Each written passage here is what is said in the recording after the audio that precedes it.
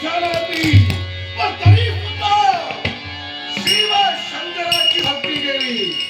शिव शंकर प्रसन्न झाला, आम्हाला तुझं वरदान दिलं.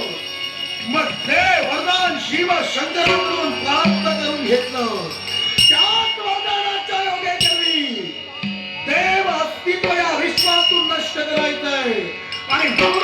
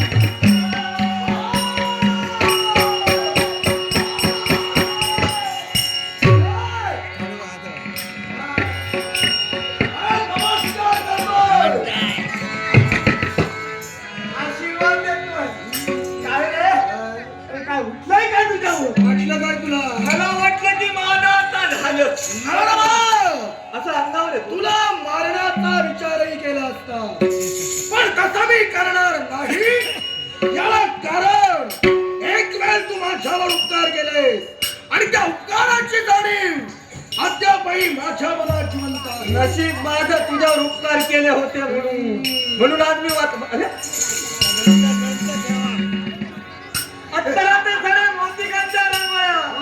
ही गुढी तोरण उभारले तोरण जिकडे तिकडे लावले आहे.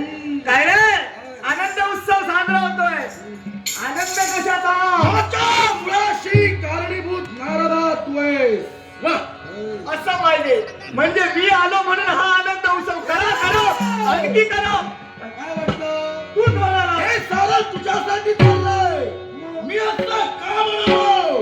तू दाखविलेला मार्ग शिव शंकराची भक्ती केली. देव प्रसन्न झाला आणि त्याचं शिवानं अमरत्वाचं वरदान आज मला दिलंय. आणि म्हणूनच हे आनंदाचं वातावरण माझ्या साम्राज्यात तुला दिसतंय. म्हणजे आता तू आता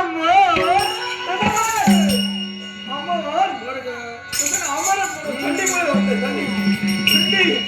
मला सांग रे म्हणे मी अजिंक्य अरे या विश्वाच्या ठिकाणी जो कोणी जन्माला आलाय त्याला मृत्यू ठेवलेलाच आहे. रास्त बोललास. जन्माला आला त्याला मरण येतंय.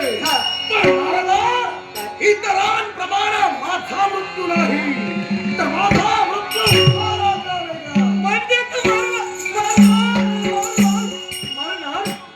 मरणार आश्चर्य आनंद झाला. देवाच्या मुखातील उद्गार. कसा मरणार? हे रे आई या कदाची या पाताल केतू दानवानं शिव स्वरूपावर आघात केला असे तर प्रत्यक्ष शिव शंकराकर्मी माथा शेव जीवनात वाटेल ते करे.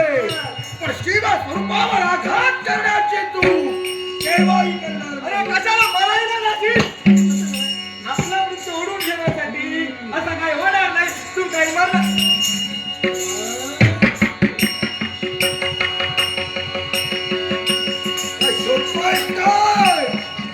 काय शोधतोय म्हणजे काय? अरे त्यावेळी आलो होतो ना मागच्या वेळी. हा पिटुकली भाटुकली लहान होती लहान. माझी पद्मावती धावायची लहान असताना पाहिली होती. जाणत आहे ना? ए, आता लग्न योग्य झाले अरे वा आणि तिला जर का पाहायचं असेल झाली. दरबारी येण्याची वेळ समीप आली आहे. आणि पाहूया तरी. हा हा रतिहुन सुंदर मदन मंजिरी रतिहुन सुंदर मदन मंजिरी मदनाचे वरदान तुला मदनाचे वरदान तुला मदनाचे वरदान तुला रतिहुन सुंदर मदन मंजिरी रतिहुन सुंदर रतिहुन सुंदर मदन मंजिरी मदनाचे वरदान तुला मदनाचे वरदान तुला मदनाचे वरदान तुला.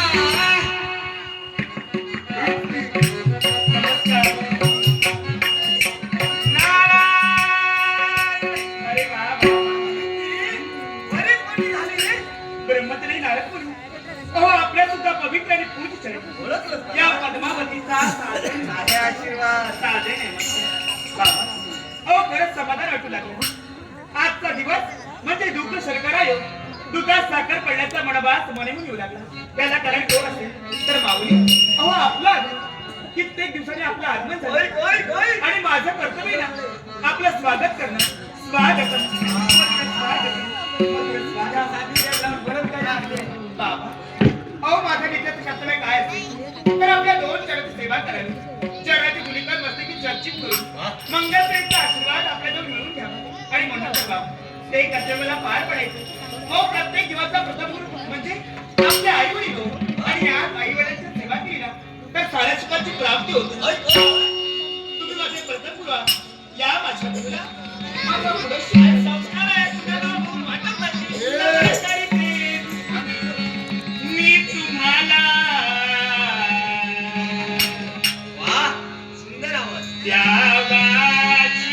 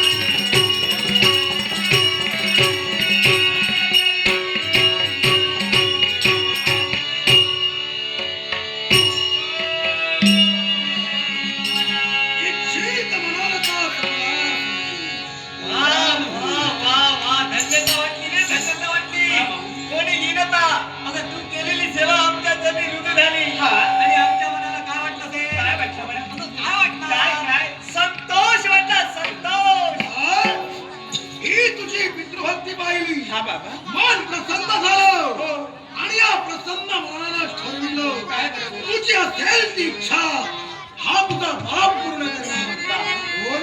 अहो समजून लागल्या दिवसापासून आम्ही तुमची सेवा करतात यात तुमच्या सेवेत आम्ही कधी खंड पडलेला नाही आणि म्हणूनच त्या सेवेवरती तुम्ही प्रसन्न आहात. बाळ सांग ना मनातच तर इच्छा सांग बाबा